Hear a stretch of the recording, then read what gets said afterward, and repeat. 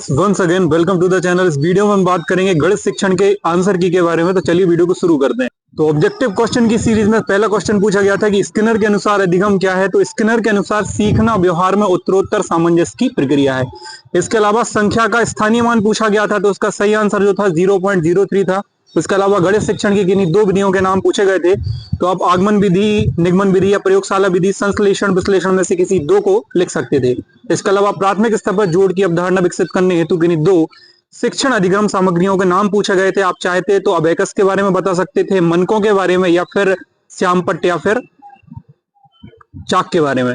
इसके अलावा next question था कि इकाई योजना के प्रवर्तक कौन है। तो H.C. मॉरिसन जो थे यूनिट प्लानिंग के प्रवर्तक थे। नेक्स्ट क्वेश्चन है कि गणित सभ्यता और संस्कृति का दर्पण है, किसके द्वारा यह कथन दिया गया। तो ये हॉगवैन के द्वारा स्टेटमेंट दिया गया था।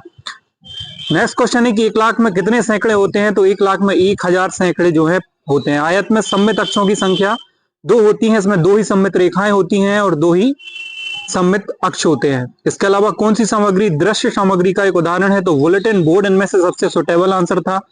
मूल्यांकन की प्रमाणीकृत विधि कौन सी है। तो इसमें से अवलोकन यानी ऑब्जर्वेशन जो है इसकी सबसे सुटेबल ऑप्शंस में से एक था। इसके अलावा पूछा गया question fill in the blanks में कि बीजांक क्या है। तो बीजांक में सभी डिजिट का हम सम करते हैं। तो 2 + 5 + 7 इसका जो सम बन रहा था 14 था। इनको हम एक बार फिर से जोड़ेंगे तो इसका आंसर होगा 5।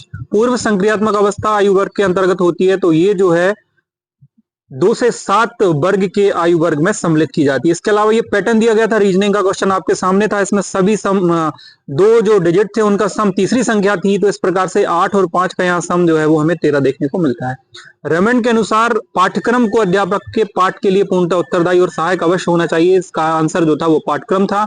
नेक्स्ट है कि शिक्षण अधिगम हेतु वर्ष भर के लिए बनाई गई योजना को हम ईयरली प्लान या वार्षिक योजना कहते हैं।